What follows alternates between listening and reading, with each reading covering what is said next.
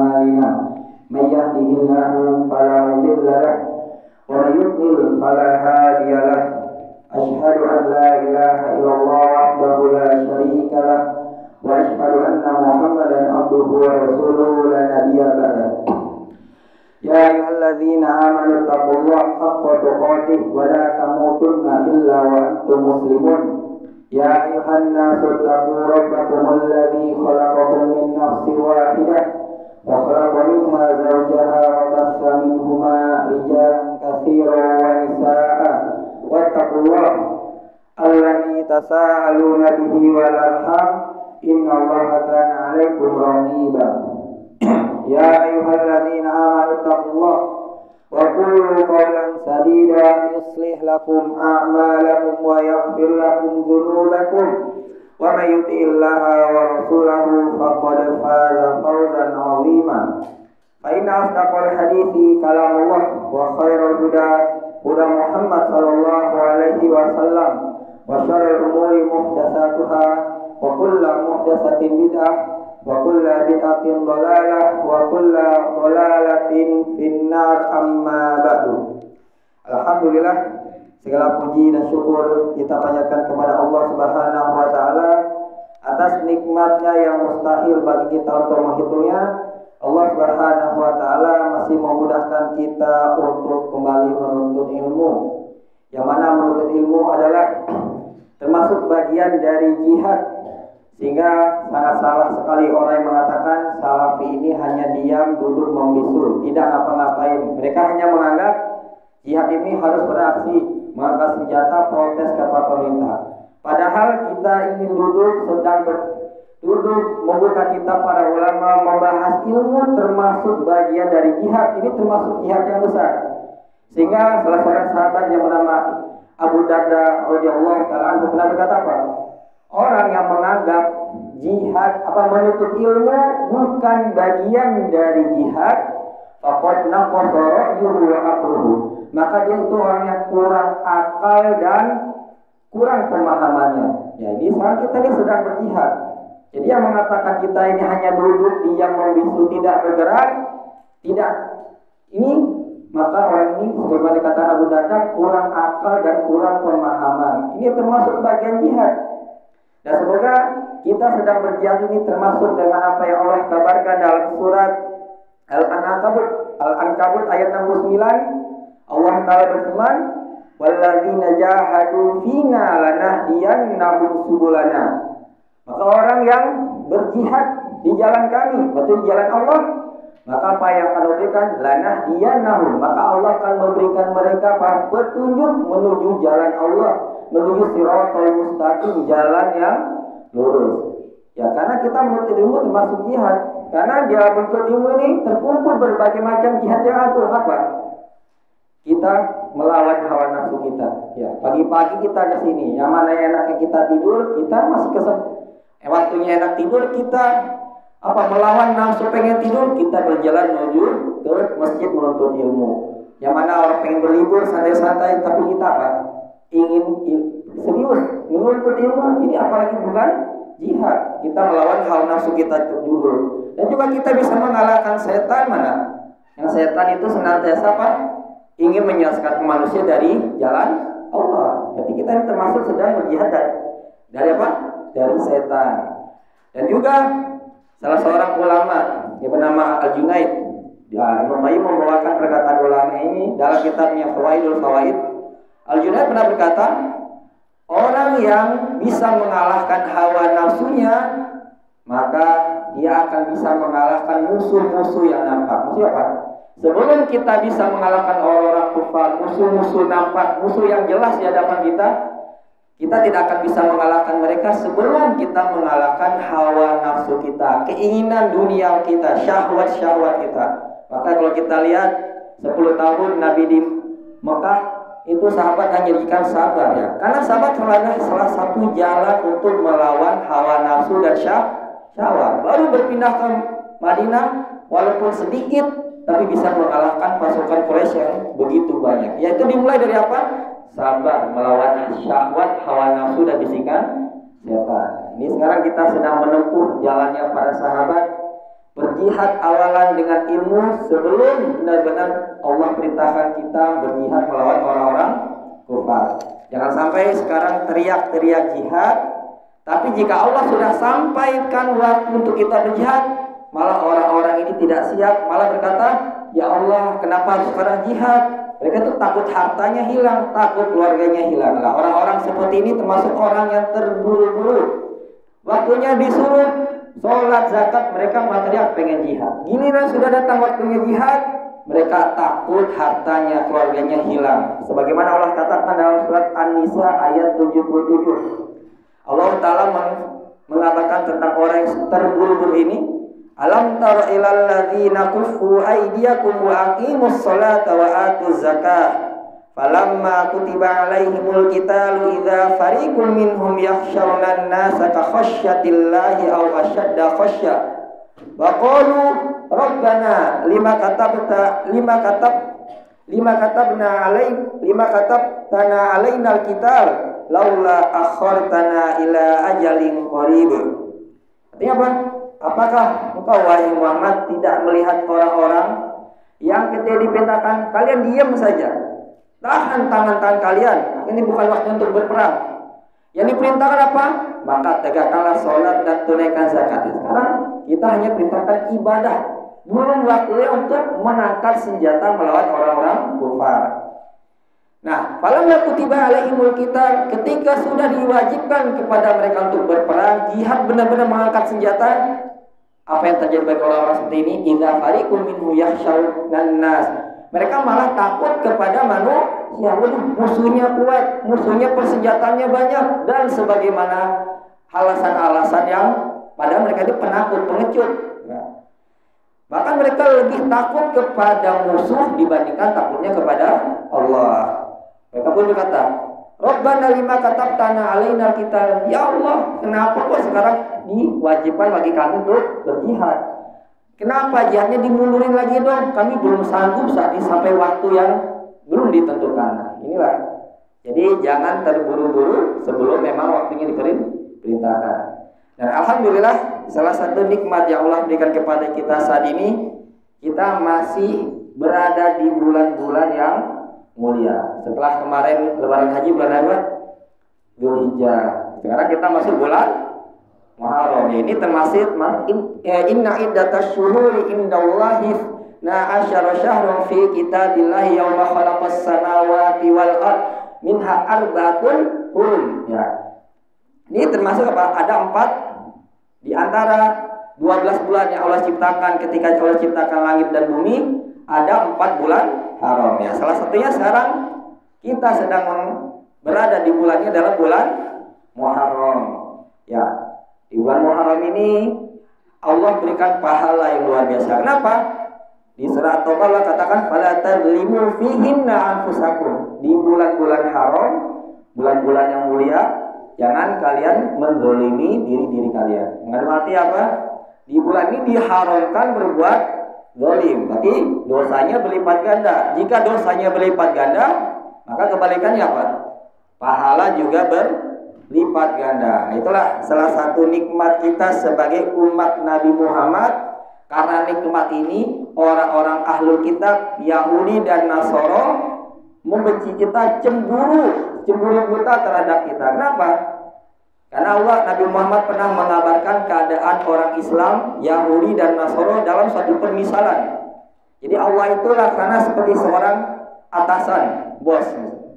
Ingin merekrut orang-orang untuk bekerja dengan upah. Orang Yahudi itu laksana orang yang bekerja dari waktu apa?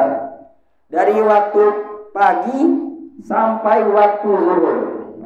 Tapi balasannya upahnya adalah 1 qirot. Nah, Allah mencari siapa yang mau kerja kepada saya dari pagi sampai zuhur, tapi bayarannya 1 qirot. Orang Yahudi berkata, saya siap. Nah, jadi orang Yahudi ini bekerja dari pagi sampai setengah hari, bayarnya cuma 1 qirot. Kemudian Allah sebutkan lagi, siapa yang mau bekerja kepada saya dari zuhur sampai asar. Ya, waktunya agak pendek lagi. Berkata orang Nasoro, saya siap. Nah, Nasoro dapat balasan 1 qirot juga.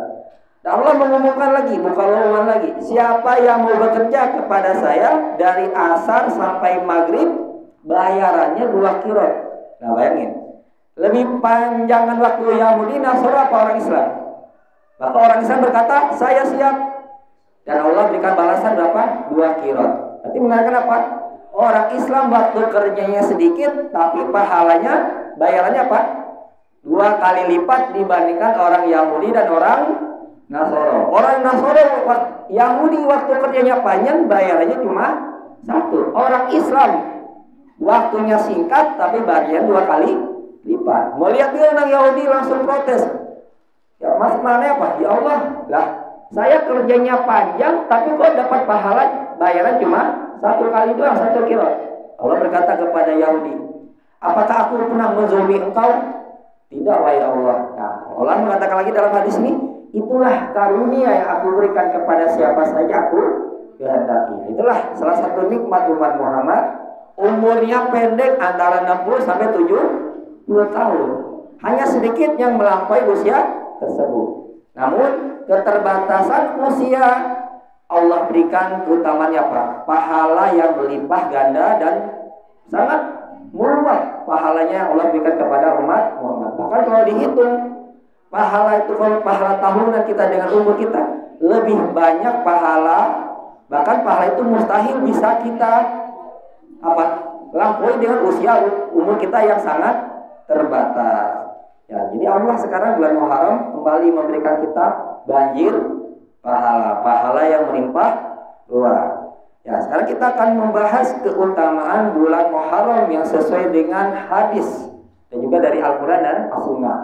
Karena sebagaimana kita ketahui, khususnya yang mungkin orang-orang Jawa, banyak sekali klinik-klinik tahayul-tahayul, khurafat-khurafat yang berhubungan dengan bulan Muharram. Padahal Muharram hanyalah makhluk ciptaan Allah, hanya makhluk yang tidak bisa memberikan manfaat atau mudarat kecuali dengan kehendak Allah. Sehingga kalau kita lihat sekarang banyak sekali khurafat-khurafat, tahayul-tahayul, bid'ah-bid'ah yang bermunculan di bulan-bulan Muharram. Insyaallah dengan kita belajar ini kita bisa mengetahui mana yang benar bagi cara kita menyikapi bulan Muharram dan juga mana perkara-perkara yang salah. Karena tidak mungkin kita bisa membedakan kebaikan dan keburukan jika kita tidak belajar. Tidak mungkin kita bisa mengetahui itu kebaikan jika kita tidak mengetahui keburukan.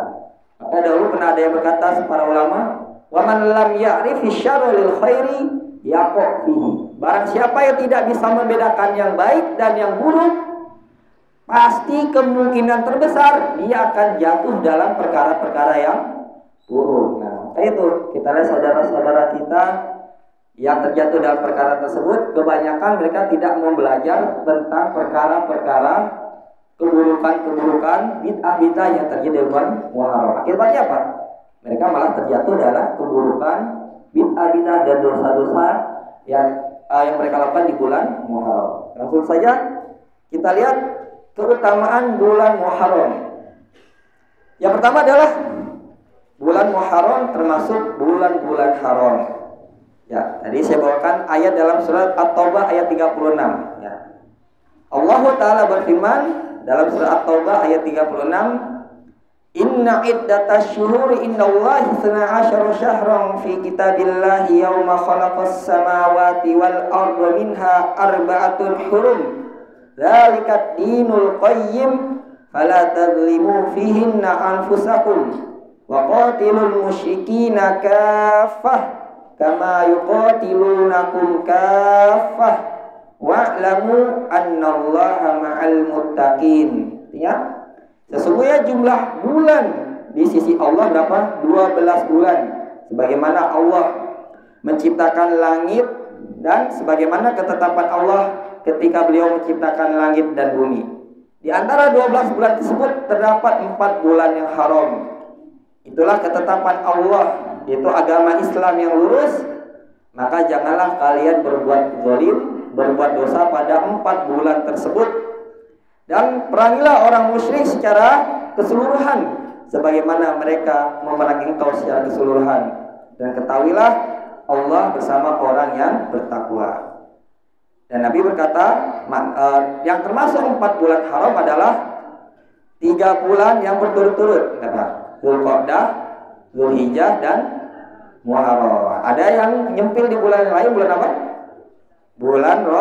Bulan Rajab. Itulah 4 bulan haram. Dan juga bulan haram, keutamaan yang kedua adalah bulan haram dinamakan bulan yang mulia karena Allah sandarkan namanya terhadap bulan tersebut, Syahrullahi al-Muharram. Jadi Allah katakan bulan Allah adalah Muharram. Maksudnya apa? Tidaklah setiap sesuatu benda ketika dinisbatkan di belakangnya nama Allah mengandung arti benda-benda atau makhluk tersebut adalah makhluk yang mulia. Contohnya Nabiullah, ya, Nabi Allah. Abdullah, hamba Allah. Apalagi ada nama Allah di belakangnya. Naqatullah, onta Allah. Berarti onta Nabi siapa? Nabi Soleh kan, yang onta yang dibunuh. Nah, terus apa lagi? Baitullah, rumah Allah. Jadi setiap sesuatu yang di belakangnya dinisbatkan nama Allah berarti menunjukkan benda atau makhluk tersebut adalah makhluk yang mulia. Makanya semua makhluk ini ciptaan Allah enggak? Tahulah. Tapi ada namanya makhluk yang jelek, ada juga yang baik. Maka yang jelek tidak pernah Allah nisbatkan nama Allah kepada makhluk-makhluk yang jelek. Ada enggak Saitullah, setan Allah? Enggak ada, karena setan makhluk yang jelek. Tapi Allah pasti menisbatkan dirinya pada sesuatu yang baik. Nah, salah satunya adalah Syahrullah al-Muharram, bulan Allah yang bulan Allah adalah al-Muharram, bulan Allah Muharram. Sebagaimana Nabi Muhammad SAW pernah bersabda, afdhalus siyami ba'da Ramadan Syahrullahi al-Muharram. Puasa yang pertama setelah puasa bulan Ramadan adalah Syahrullah, bulan Allah, yaitu bulan Muharram. Ya, semoga kita juga termasuk ibadullah, hamba-hamba Allah. Berarti dinisbatkan kita kepada Allah, menandakan kita insya Allah makhluk Allah yang mulia. Ya, berikutnya yang ketiga adalah, ya, alhamdulillah kemarin kita Kamis Jumat sudah melaksanakannya. Apa? Berpuasa di bulan Muharram adalah yang utama. Berpuasa di bulan Muharram adalah puasa utama setelah bulan Ramadan. Ya, alhamdulillah salah satu nikmat yang Allah berikan kemarin di bulan Muharram tidak terjadi perbedaan pendapat. Ya, alhamdulillah ya. Ramadan, Idul Fitri ribut, Idul Adha ribut. Alhamdulillah bulan Muharram ada nggak perselisihan melihat hilal? Nggak ada. Ini termasuk nikmat yang Allah berikan kepada kita, Masya Allah. So, coba ya, Ramadan kemarin, Idul Adha kemarin, seperti sekarang kita bisa berbahagia bersama-sama. Kenapa? Karena hari raya itu hakikatnya adalah hari kita bersenang-senang. Hari kita ngapain? Berbahagia. Tapi kalau terjadi perselisihan, kita bisa bahagia nggak? Nggak bakal bisa. Nah, makanya semoga kita berharap mudah-mudahan tahun berikutnya Ramadan, Idul Adha semuanya pakai gak enak banget lihat. Udah pengen nih kita tenang, buka WA, ribut lagi. Kita mau pergi, kita masih puasa lah, kok saudara kita sudah ada yang Idul Fitri atau Idul Adha. Padahal hakikat Idul Adha atau Idul Fitri apa? Hari tasyrik, nggak boleh berpuasa, ya, hari yang diharamkan. Itulah, maka alhamdulillah kita masih bersyukur di bulan Muharram nggak terjadi perselisihan, karena perselisihan itu bukanlah rahmat. Ikhtilaful umat, perselisihan umat Muhammad termasuk musibah. Karena Allah wala tatafarraqu, jangan berselisih. Di Al-Qur'an Allah katakan wala tatafarraqu, jangan kalian berselisih. Ya, jadi di bulan Muharram ini kita disyariatkan untuk berpuasa, khususnya tanggal 9 dan tanggal 10. Tapi ingat, kita tidak disyariatkan puasa 30 hari full, karena bulan yang disyariatkan puasa full hanya bulan Ramadan. Kalau kita mau puasa banyak di bulan Muharram, tetap kita mengambil puasa sunnah. Puasa apa? Kalau mampu, puasa Nabi Daud. Sebagaimana kisah Abdullah bin Amr bin As, ya. Ini Abdullah bin Amr bin As ini sahabat yang sangat kuat ibadahnya. Sampai-sampai karena rajinnya puasa, istrinya sampai apa? Protes kepada siapa? Rasul. Nah, jadi kita sebagai seorang suami harus berikan sesuatu ada porsinya. Jangan terlalu over ibadah, apalagi sampai over yang lain dalam perkara duniawi. Contohnya aja misalnya mentang-mentang libur ngumpul sama geng-gengnya, sama teman-temannya. Padahal di rumah ada siapa?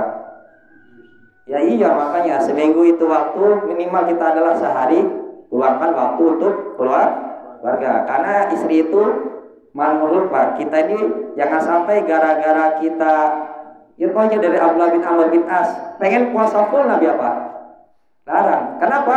Kamu punya istri yang punya hak. Ya, jadi bapak kalau terlalu cuek sama istri, nanti istri akan menganggap bapak laksana apa?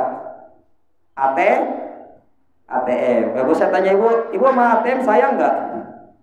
Cinta nggak sama ATM? Padahal kalau suka dikasih duit sama ATM nggak?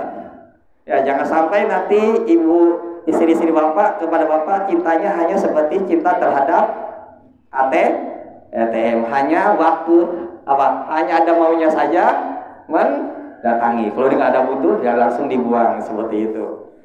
Nah, jadi kita disyariatkan berpuasa, tapi jangan sampai puasanya full 30 hari. Ya, Senin Kemis puasa Ayamul Bid atau puasa Daud selang-seling. Berikutnya, setelah kita mengetahui 3 keutamaan bulan Muharram. Pertama apa? Bulan Muharram termasuk bulan-bulan haram. Yang kedua apa? Bulan Muharram, bulan ini disandarkan kepadanya nama Allah. Yang ketiga apa? Di bulan ini sangat disyariatkan kita banyak untuk berpuasa. Kenapa didahulukan berpuasa, disyariatkan di bulan ini?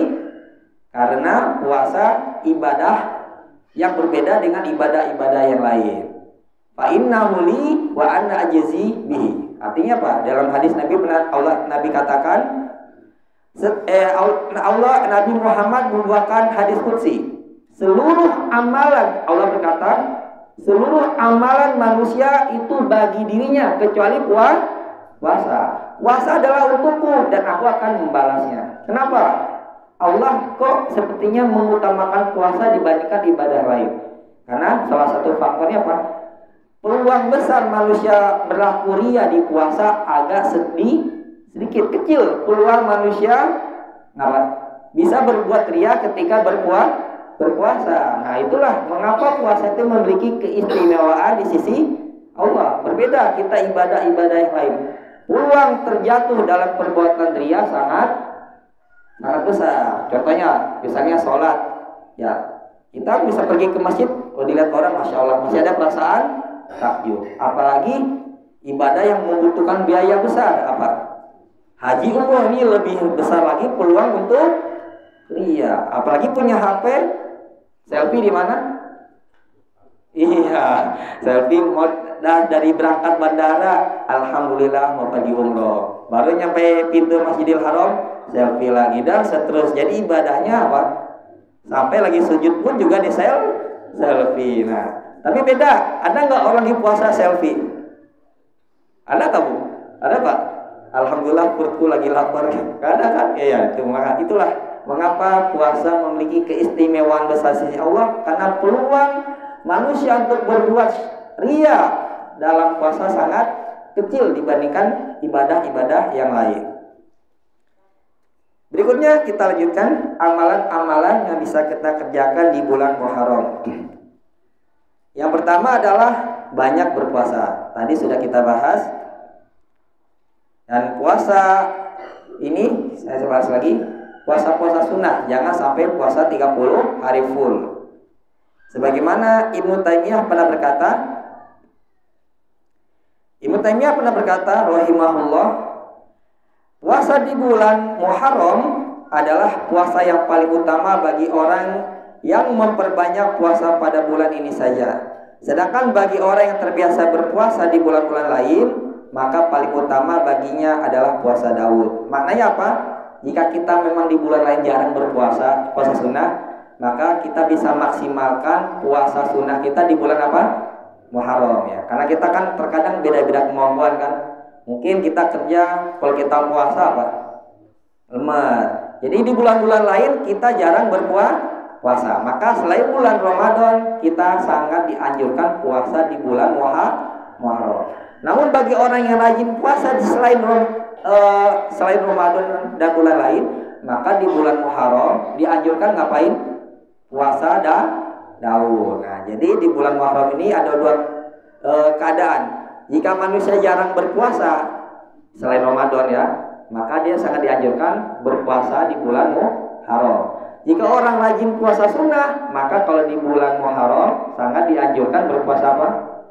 Daud. Nah, ini maksud perkataan Ibnu Taimiyah rahimahullahu taala.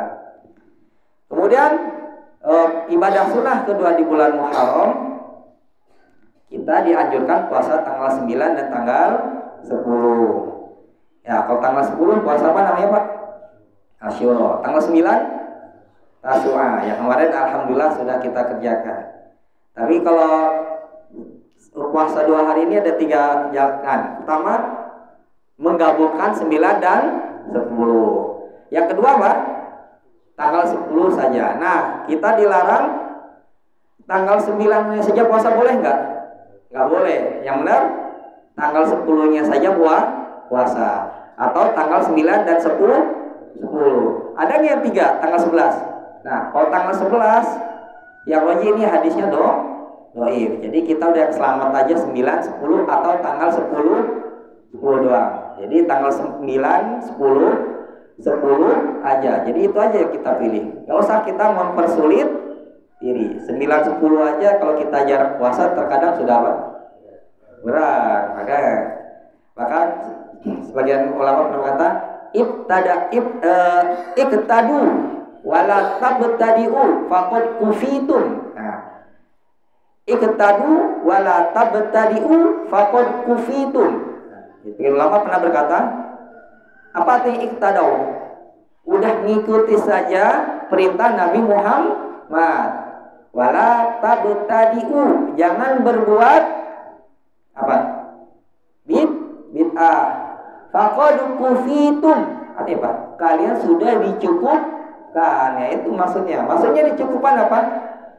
Kita sudah cukup dengan sunnah Rasulullah. Kita ini Pak, kalau mau mengikuti sunnah Rasulullah, kita tidak akan sanggup seluruh sunnah kita ikuti. Tapi apa? Kita cukup kerjakan sesuai dengan kemampuan. Jadi sunnah Nabi aja sudah mencukupi, nggak perlu ditambah-tambah lagi. Dan keutamaan puasa di tanggal 9 dan 10 ini adalah, terutama tanggal 10, menghapus dosa setahun yang lalu. Kalau tanggal 9 apa? Mengikuti wasiat Rasulullah yang belum sempat beliau kerjakan. Karena apa? Keburu meninggal. Nah, terdapat faidah terbesar. Mengapa Nabi Muhammad pengen puasa tanggal 9? Untuk menyelisihi Yahudi. Kenapa? Karena Yahudi tanggal 10 juga berpuasa. Karena mereka merayakan apa?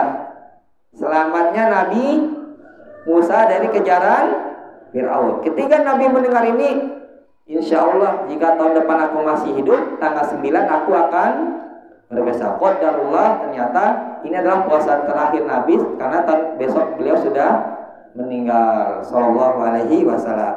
Jadi inilah inti agama Islam. Salah satu akidah agama Islam yang jarang manusia orang Islam pahami dan mulai dilupakan apa? Menyelisihi orang-orang kufar dalam peribadatan. Kita saja dalam beribadah tidak boleh menyerupai orang kafir, apalagi dalam masalah duniawi.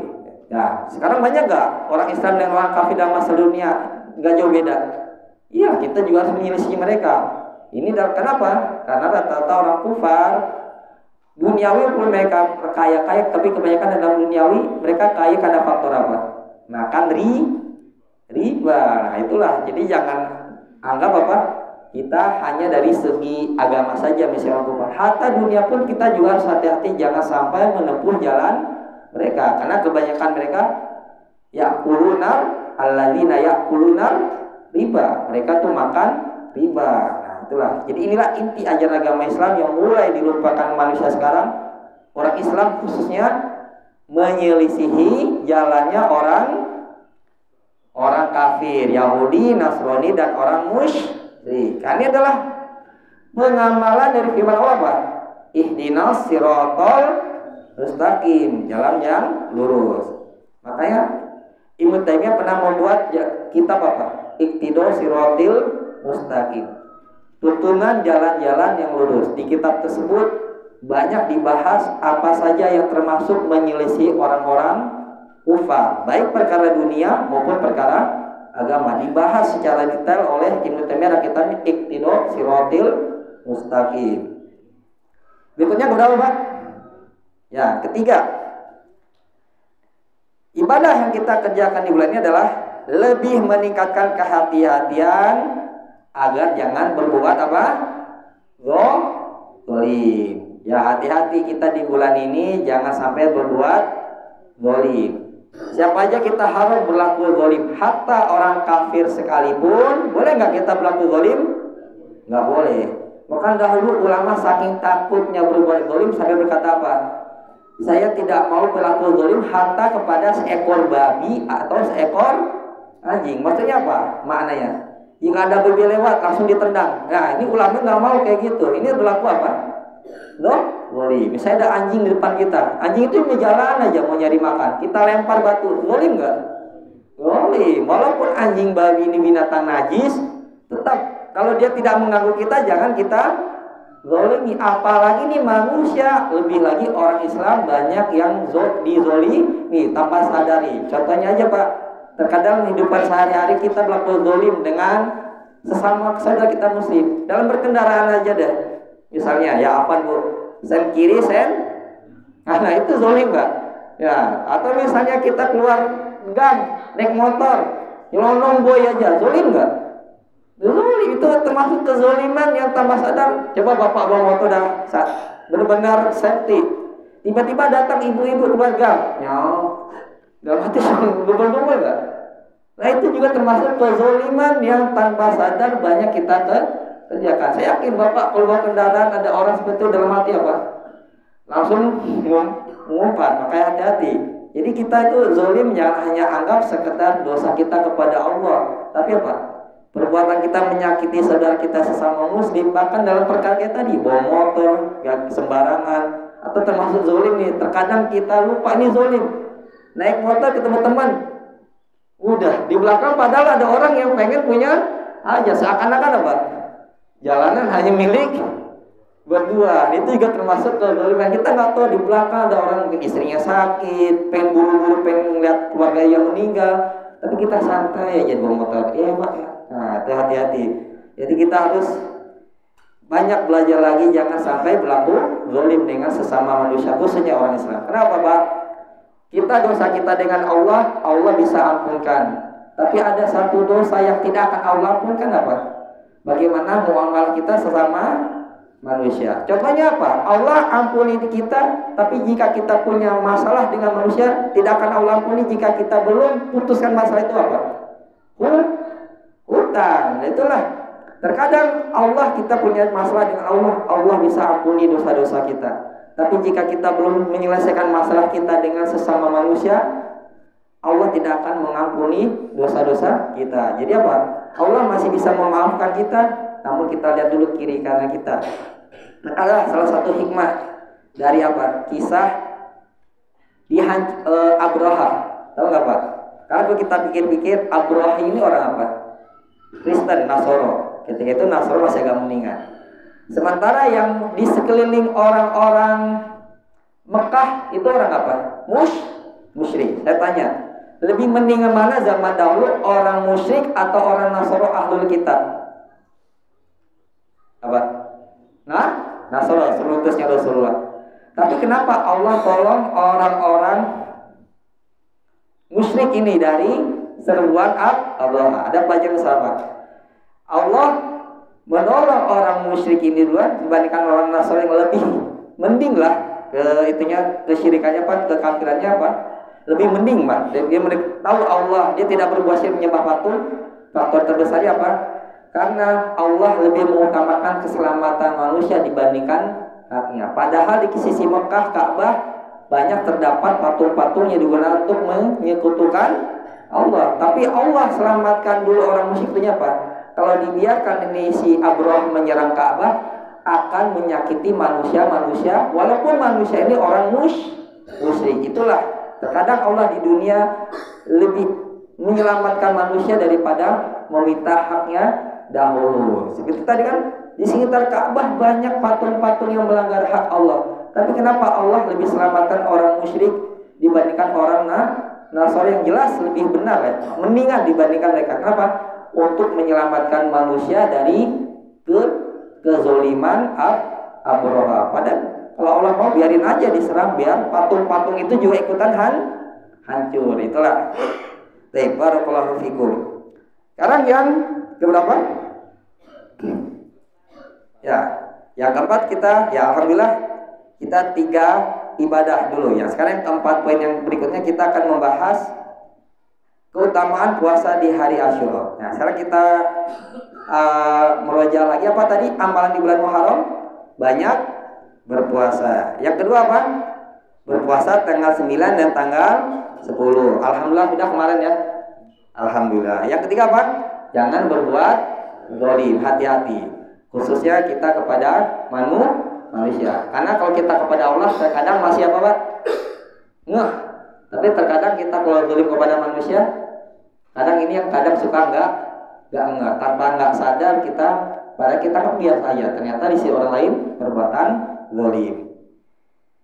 Nah, sekarang kita akan lanjutkan lagi keutamaan puasa di bulan Asyura. Puasa di hari Asyura tanggal 9 10 kemarin.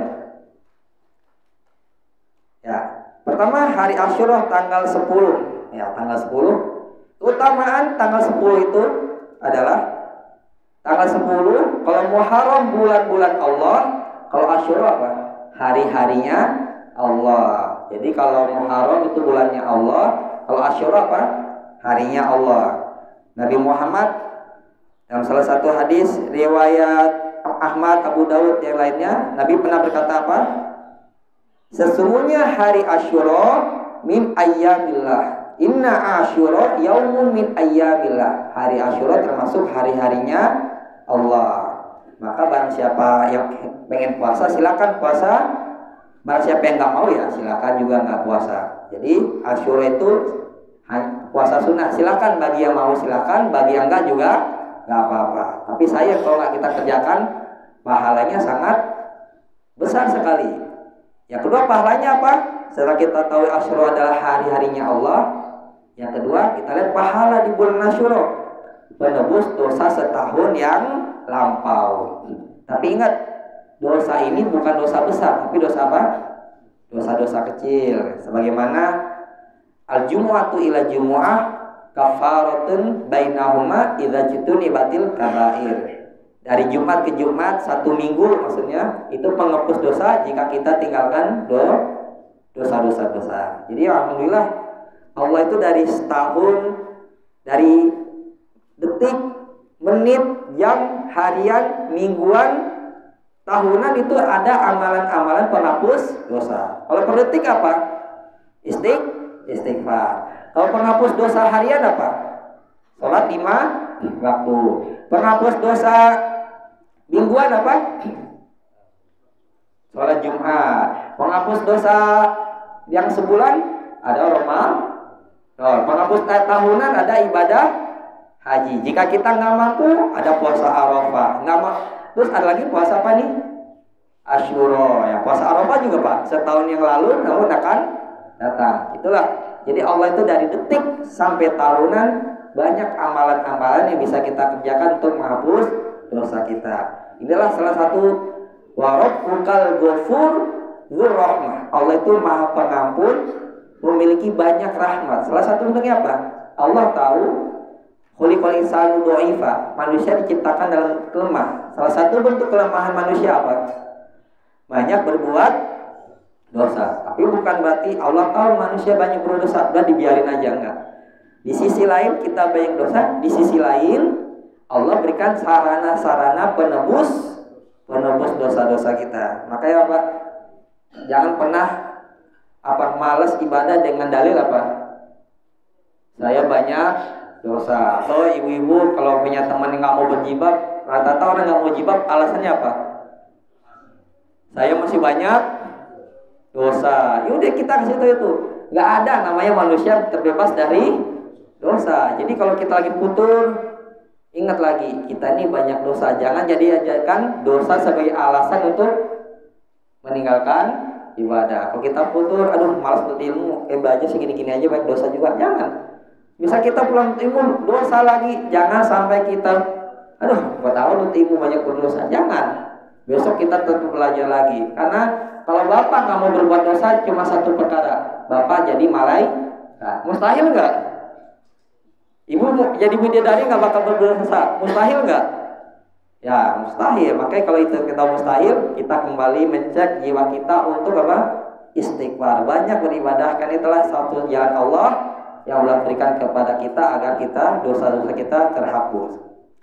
Yang berikutnya yang ketiga, keutamaan puasa Asyura adalah puasa terbaik setelah bulan apa? Ramadan. Yang keempat, keutamaan puasa Asyura adalah Nabi Muhammad menganjurkan umatnya untuk berpuasa di hari Asyura. Karena Ibnu Abbas pernah berkata, aku pernah melihat Nabi menyengaja berpuasa melainkan di apa? Di hari Asyura. Jadi Nabi Muhammad itu sengaja berpuasa di hari Asyura. Jadi kata Ibnu Abbas, aku tidak pernah melihat Nabi benar-benar menyengaja untuk berpuasa yang lebih utamakan daripada puasa di hari ini, yaitu hari Asyura dan bulan Ramadan. Jadi udah niat banget Nabi untuk berpuasa di hari Asyura.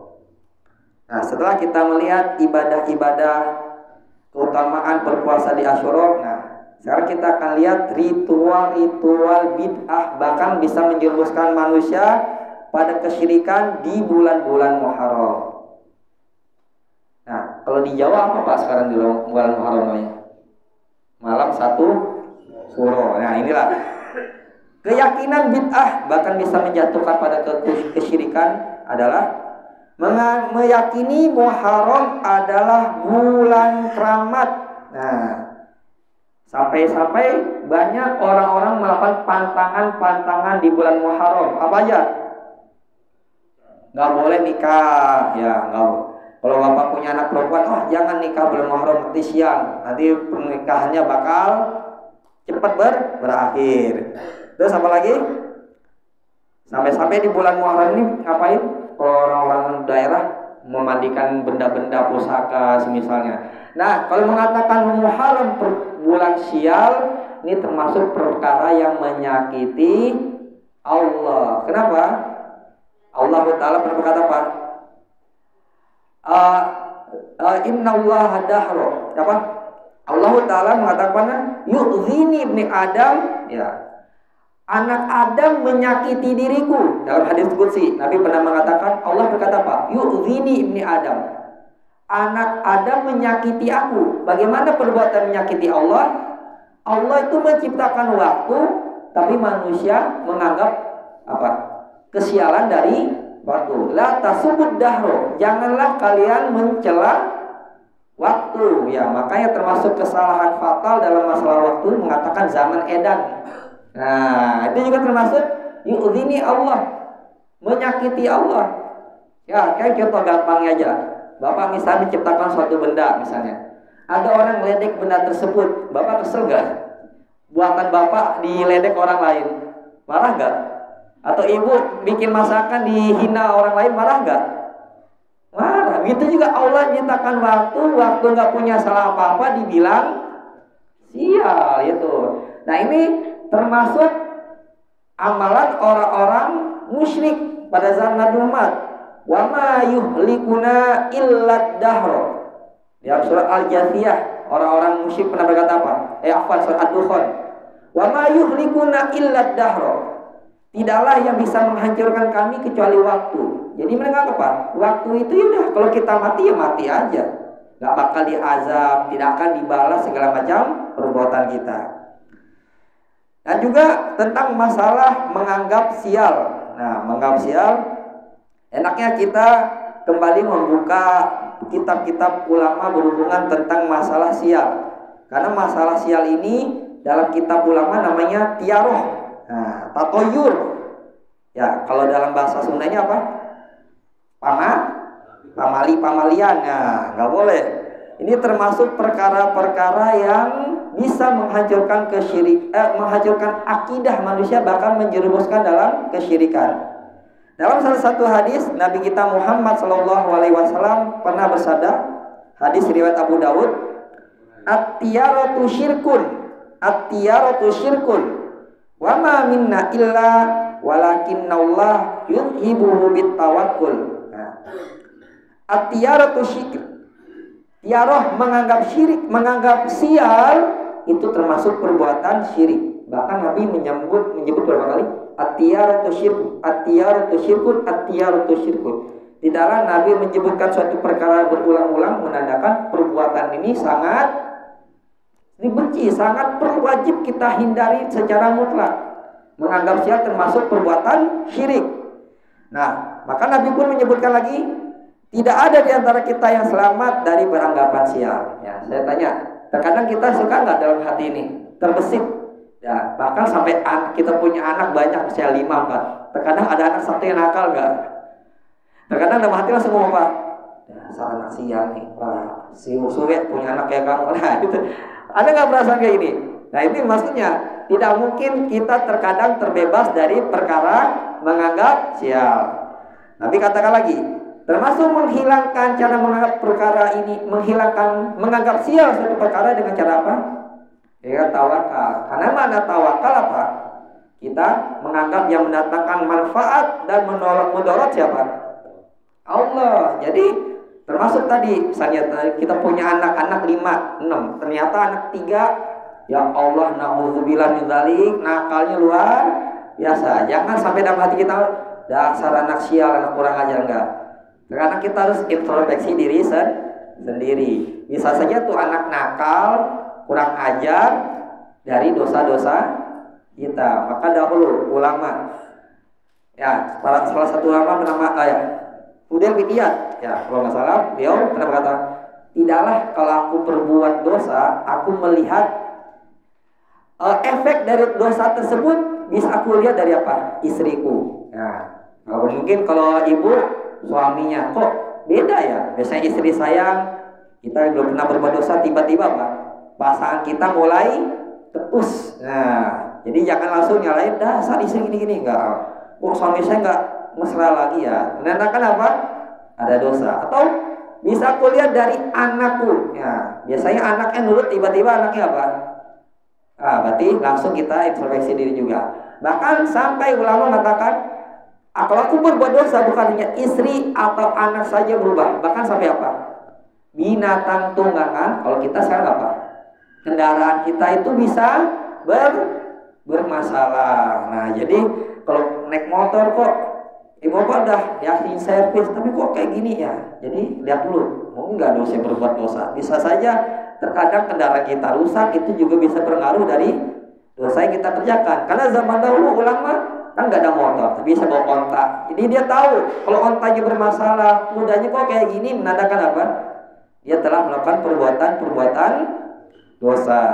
Jadi kita di bulan Muharram ini kita harus jauhi menganggap sial dan semisalnya. Ada satu juga ilmu yang sangat menarik tentang menghilangkan perkara-perkara menganggap sial. Nah, kita bisa batalkan perkara ini. Mungkin di antara ibu ada orang Jawa, bapak orang Jawa. Ya, di Jawa itu apalagi budaya sangat apa? Ya, tentang masalah menikah di bulan Muharram. Nggak boleh, mau ngalih pantangan. Gak beda jauh. Kalau orang jahiliyah zaman dahulu menganggap di bulan-bulan haram ini tidak boleh umroh. Nah, jadi kalau ada orang yang umroh, wah sial nih, bakal atas. Maka Nabi dahulu pernah membatalkan perkara jahiliyah ini untuk menunjukkan orang, nih saya umroh nggak ada apa-apa. Ini ibu bisa praktekkan juga. Bisa ada orang Jawa niat pertama untuk menikahkan anak, kedua tepat membatalkan pemikiran atau budaya orang jahiliyah. Kita lihat dalam salah satu asar, Abdullah bin Abbas pernah berkata, demi Allah, tidaklah Rasulullah pernah mengumrohkan Aisyah pada bulan Zulhijjah, melainkan niat Nabi Muhammad pertama untuk ibadah, kedua untuk apa? Membantah keyakinan orang-orang musyrik. Ya. Pada dahulu orang musyrik berkeyakinan apa? Jika rambut onta telah tumbuh, luka telah sembuh, termasuk bulan Safar, maka halal umroh bagi orang yang mau umroh. Yang menandakan apa? Di bulan-bulan haram, kenapa? Orang jahiliyah zaman dahulu kalau bulan haram mereka tidak berperang. Nah, ketika waktu itu mereka menganggap umroh di bulan Muharram termasuk perkara-perkara yang terlarang. Nah, Nabi ingin membatalkan perkara tersebut dengan apa? Mengumrohkan Aisyah di bulan Zulhijjah, sehingga membatalkan keyakinan orang-orang musyrik. Nah, zaman sekarang mungkin Bapak bisa mengikuti Nabi Muhammad ini apa? Ya, kalau punya anak gadis, ya udah nikahnya aja bulan apa? Muharram. Dapat 2 pahala. Pahala apa? Pertama, menikahkan anak. Pahala kedua apa? Membatalkan keyakinan orang-orang tentang pamalinya di bulan Muharram, menikah di bulan Muharram. Ya, atau mungkin juga mau jalan-jalan ke pantai selatan, ke pantai Parangtritis, nggak boleh pakai baju warna apa? Udah pakai aja baju warna hijau. Lihat tuh, nggak ada apa-apa nih. Semuanya, nggak ada, itu hanya tahayul. Kenapa faedahnya baju apa ya? Hubungan baju warna hijau dengan pantai. Kalaupun ada orang tenggelam, itu bukan baju hijaunya, tapi apa? Ya salahnya sendiri, ngapa main di ombak yang sedang menggulung tinggi. Ya, itu saja yang bisa saya bahas tentang keutamaan bulan Muharram. Ya, jadi di bulan yang mulia ini masih berapa hari lagi ya kita Muharram? Sekarang hari keberapa? 12. Berarti kurang lebih ada berapa hari lagi? 18 hari lagi kita masih banyak kesempatan untuk beribadah. Baik, kita lanjutkan pertanyaan.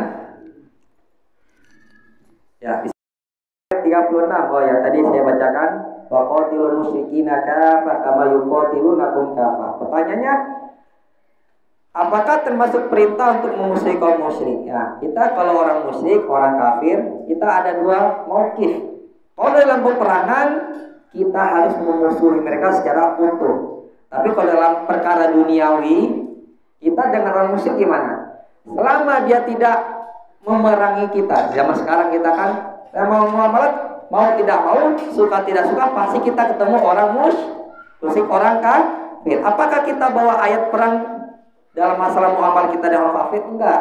Kita tempatkan ayat sesuai dengan waktunya. Kalau sekarang kita dengan orang kafir, jangan kita bawakan surat At-Taubah. Lah mereka merangi kita enggak? Mentang-mentang mereka orang kafir, kita ambil aja hartanya, boleh enggak? Boleh enggak? Mentang-mentang orang kafir ada cincin, kita langsung keplak kepalanya, boleh enggak? Ada misalnya ada orang kafir cantik, waduh cantik, kita ambil. Wah, ambil, kamu kan budak, halal bagi saya untuk saya apa-apain, boleh enggak? Enggak boleh.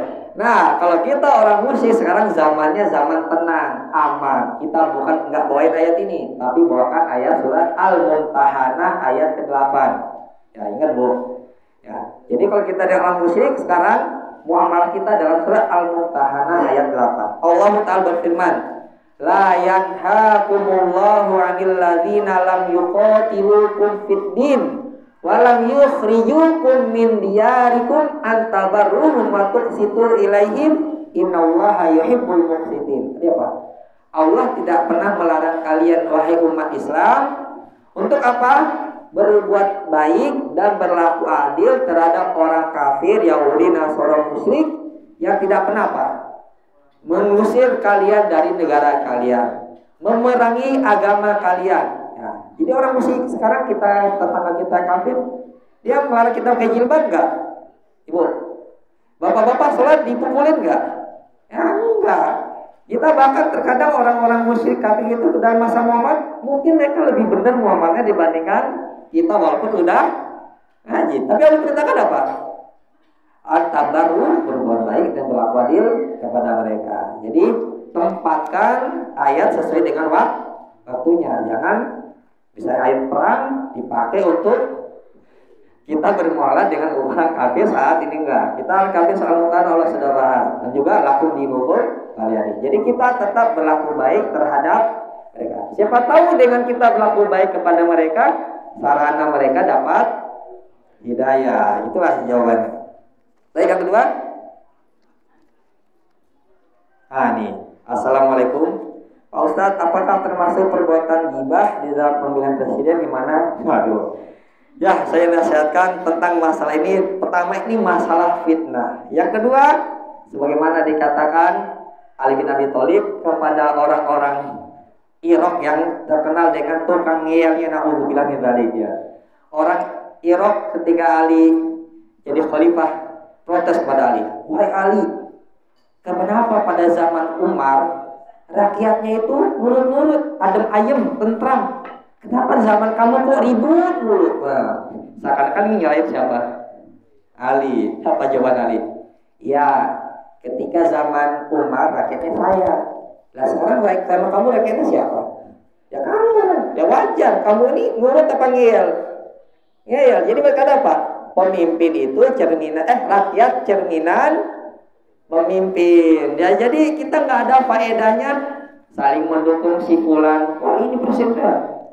Wah ini orangnya begitu. Wah dia mulai. Pak mikir lagi deh. Selama ria ini terkadang kita ini manusia pasti ada keinginan dilihat orang lain. Karena ria itu termasuk bagian dari hawa nafsu. Jadi insya Allah bisa terhapus jika memang ria kita itu pertama karena manusia itu ria itu ada kondisi dia nggak tahu kenapa jiwa manusia ini terkadang memang suka dipuji. Terkadang jiwa manusia memang suka mengedepankan dirinya depan lain. Nah kalau ini watak manusia tabiat. Nah kalau ini terkadang muncul dalam jiwa kita puasa Asyura insya Allah bisa Allah hapuskan. Yang ketiga apa? Ria itu kita terjadi apa? Terkadang memang karena hawa nafsu kita pengen. Insya Allah kalau kita sudah tahu bisa Allah hapuskan. Apalagi dulu ria yang kita kerjakan itu terjadi karena kita belum menuntut ilmu, ataupun kita menuntut ilmu kita belum paham. Jadi Allah itu adil. Dia itu tidak akan mengazab manusia pertama belum tahu, atau yang kedua apa?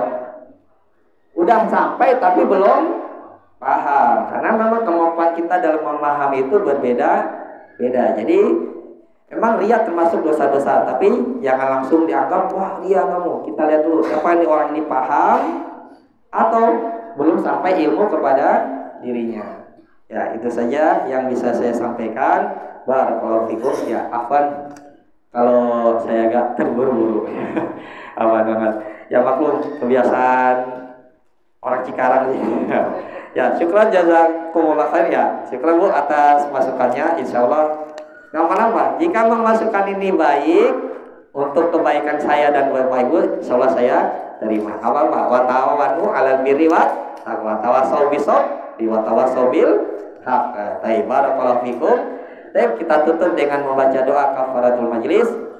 Subhanakallahumma wa bihamdika asyhadu an la ilaha illa anta astaghfiruka wa atubu ilaik. Assalamualaikum warahmatullahi wabarakatuh.